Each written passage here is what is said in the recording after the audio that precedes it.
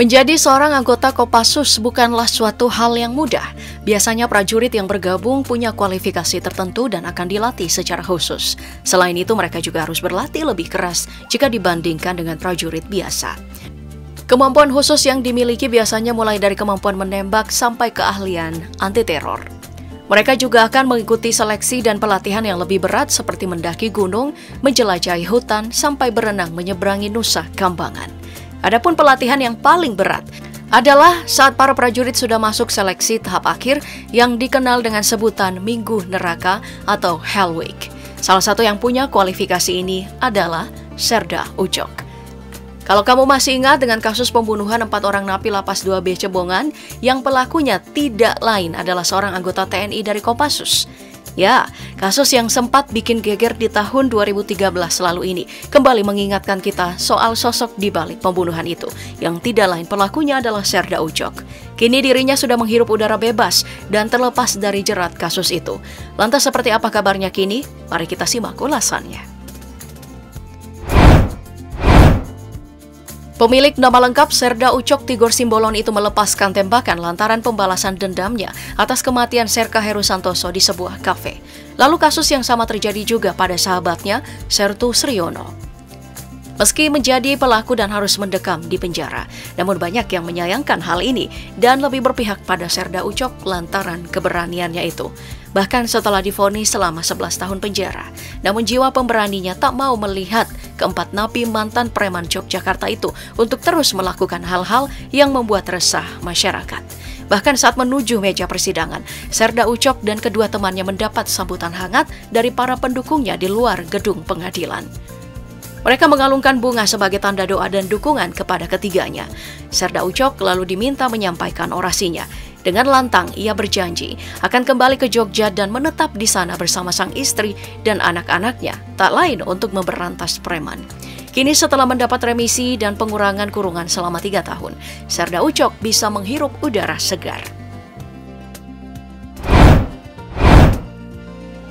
Awal mula kasus ini terjadi karena kasus pengeroyokan yang menyebabkan Serka Heru Santoso meninggal dunia.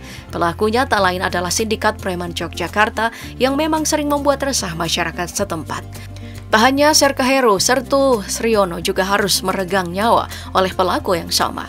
Serda Ucok dan Sertu Heru sudah menjalin pertemanan saat masih sama-sama menempuh pendidikan di Kopassus Batu Jajar, Bandung. Serda Ucok yang geram karena sahabatnya harus meregang nyawa di tangan orang tak bertanggung jawab itu, mendatangi lapas bersama dengan 2 orang temannya, Serda Sugeng dan Koptu Kodik. Serda Ucok masuk dan mencari ruang tahanan, kemudian menembak dengan senjata AK-47 yang menyebabkan keempat pelaku ini tewas.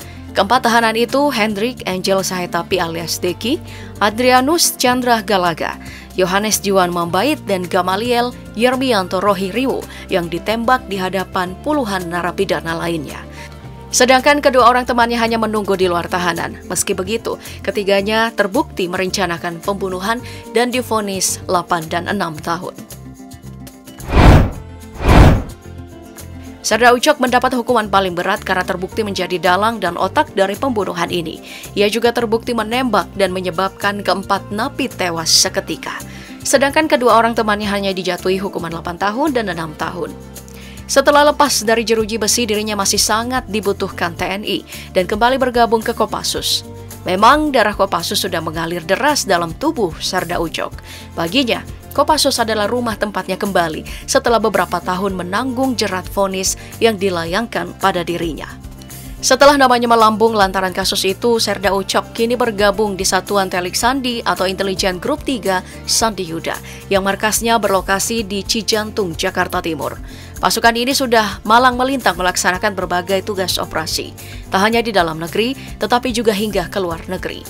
Salah satu operasi yang sukses membesarkan nama mereka adalah operasi rahasia di Belanda.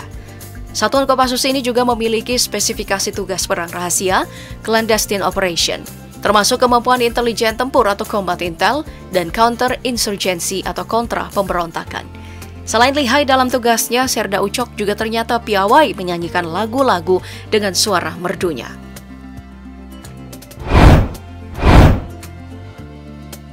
Selain itu, beberapa waktu lalu juga beredar potongan video yang memperlihatkan seorang yang mengaku sebagai Serda Ucok dan bersedia mencari pelaku pembunuhan Brigadir Joshua Huta Barat.